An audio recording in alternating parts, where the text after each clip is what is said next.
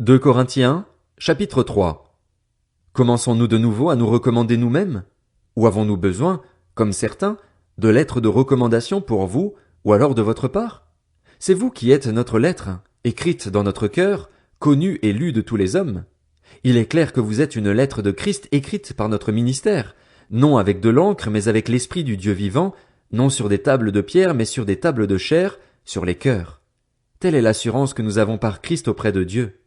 Je ne dis pas que nous soyons capables, par nous-mêmes, de concevoir quelque chose comme si cela venait de nous.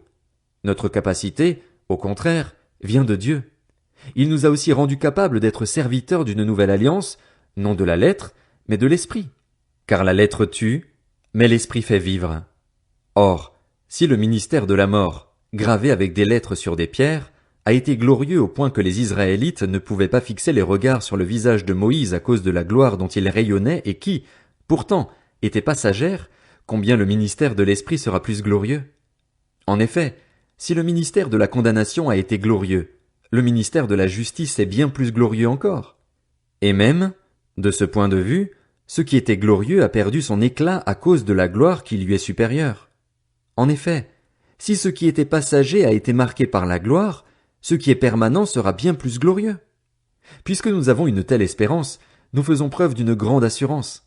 Nous ne faisons pas comme Moïse, qui mettait un voile sur son visage pour que les Israélites ne fixent pas les regards sur la fin d'une réalité passagère. Mais leur intelligence s'est obscurcie.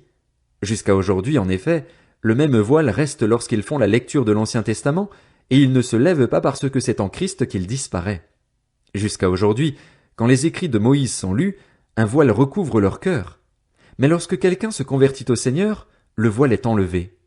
Or le Seigneur, c'est l'Esprit, et là où est l'Esprit du Seigneur, là est la liberté. Nous tous qui, sans voile sur le visage, contemplons comme dans un miroir la gloire du Seigneur, nous sommes transformés à son image, de gloire en gloire, par l'Esprit du Seigneur. 2 Corinthiens, chapitre 4. Ainsi donc, puisque par la bonté de Dieu nous avons ce ministère, nous ne perdons pas courage. Nous rejetons les actions honteuses qui se font en secret, nous ne nous conduisons pas avec ruse et nous ne falsifions pas la parole de Dieu. Au contraire, en faisant connaître clairement la vérité, nous nous recommandons à toute conscience d'homme devant Dieu. Si notre évangile est encore voilé, il l'est pour ceux qui périssent, pour les incrédules dont le Dieu de ce monde a aveuglé l'intelligence afin qu'ils ne voient pas briller l'éclat que projette l'évangile de la gloire de Christ, qui est l'image de Dieu. Nous ne nous prêchons pas nous-mêmes, c'est Jésus-Christ le Seigneur que nous prêchons, et nous nous déclarons vos serviteurs à cause de Jésus. En effet, le Dieu qui a ordonné que la lumière brille du sein des ténèbres a aussi fait briller sa lumière dans notre cœur, pour faire resplendir la connaissance de la gloire de Dieu dans la personne de Jésus-Christ. Nous portons ce trésor dans des vases de terre afin que cette puissance extraordinaire soit attribuée à Dieu et non à nous. Nous sommes pressés de toutes parts, mais non écrasés, inquiets, mais non désespérés, persécutés, mais non abandonnés, abattus, mais non anéantis. Nous portons toujours avec nous dans notre corps l'agonie du Seigneur Jésus afin que la vie de Jésus soit aussi manifestée dans notre corps. En effet, nous qui vivons, nous sommes sans cesse livrés à la mort à cause de Jésus afin que la vie de Jésus soit elle aussi révélée dans notre corps mortel. Ainsi la mort est à l'œuvre en nous et la vie en vous. Et comme nous avons le même esprit de foi que celui exprimé dans cette parole de l'Écriture, j'ai cru, c'est pourquoi j'ai parlé, nous aussi nous croyons, et c'est pour cela que nous parlons. Nous savons en effet que celui qui a ressuscité le Seigneur Jésus nous ressuscitera aussi par Jésus et nous fera paraître avec vous dans sa présence. Oui, tout cela arrive à cause de vous afin que la grâce, en se multipliant, fasse abonder la reconnaissance d'un plus grand nombre à la gloire de Dieu. Voilà pourquoi nous ne perdons pas courage. Et même si notre être extérieur se détruit, notre être intérieur se renouvelle de jour en jour. En effet, nos légères difficultés du moment présent produisent pour nous, au-delà de toute mesure, un poids éternel de gloire. Ainsi nous regardons non pas à ce qui est visible, mais à ce qui est invisible, car les réalités visibles sont passagères et les invisibles sont éternelles. 2 Corinthiens, chapitre 5. Nous savons, en effet, que si notre habitation terrestre, qui n'est qu'une tente, est détruite, nous avons dans le ciel un édifice qui est l'œuvre de Dieu, une habitation éternelle qui n'est pas faite par la main de l'homme.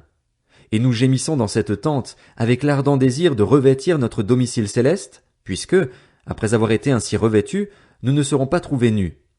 En effet, nous qui sommes dans cette tente, nous gémissons, accablés, parce que nous voulons non pas nous dévêtir, mais au contraire nous revêtir, afin que ce qui est mortel soit englouti par la vie. Et celui qui nous a préparés pour cela, c'est Dieu, qui nous a donné le gage de l'Esprit. Nous sommes donc toujours pleins de confiance et nous savons que, tant que nous habitons dans ce corps, nous sommes loin de notre patrie, loin du Seigneur, car nous marchons par la foi et non par la vue. Oui, nous sommes pleins de confiance et nous aimerions mieux quitter ce corps pour aller vivre auprès du Seigneur. C'est aussi pour cela que nous nous efforçons de lui être agréables, soit que nous vivions dans ce corps, soit que nous le quittions. En effet, il nous faudra tous comparaître devant le tribunal de Christ afin que chacun reçoive le salaire de ce qu'il aura fait, bien ou mal, alors qu'il était dans son corps. Ainsi donc, puisque nous savons ce qu'est la crainte du Seigneur, nous cherchons à convaincre les hommes. Quant à Dieu, il nous connaît, et j'espère que dans votre conscience vous nous connaissez aussi. Nous n'allons pas de nouveau nous recommander nous-mêmes auprès de vous, mais nous voulons vous donner l'occasion de vous montrer fiers à notre sujet, afin que vous puissiez répondre à ceux qui mettent leur fierté dans les apparences et non dans ce qui relève du cœur. En effet, si nous avons fait preuve de folie, c'était pour Dieu. Si nous sommes raisonnables, c'est pour vous. C'est que l'amour de Christ nous presse, parce que nous sommes convaincus que si un seul est mort pour tous, tous donc sont morts. Et s'il est mort pour tous, c'était afin que ceux qui vivent ne vivent plus pour eux-mêmes, mais pour celui qui est mort et ressuscité pour eux. Ainsi, désormais, nous ne percevons plus personne de manière humaine. Et si nous avons connu Christ de manière purement humaine, maintenant nous ne le connaissons plus ainsi. Si quelqu'un est en Christ, il est une nouvelle créature. Les choses anciennes sont passées. Voici, toutes choses sont devenues nouvelles. Et tout cela vient de Dieu qui nous a réconciliés avec lui par Jésus-Christ et qui nous a donné le ministère de la réconciliation. En effet, Dieu était en Christ. Il réconciliait le monde avec lui-même en ne chargeant pas les hommes de leurs fautes, et il a mis en nous la parole de la réconciliation. Nous sommes donc des ambassadeurs pour Christ, comme si Dieu adressait par nous son appel. Nous supplions au nom de Christ, soyez réconciliés avec Dieu. En effet, celui qui n'a pas connu le péché, il l'a fait devenir péché pour nous afin qu'en lui nous devenions justice de Dieu.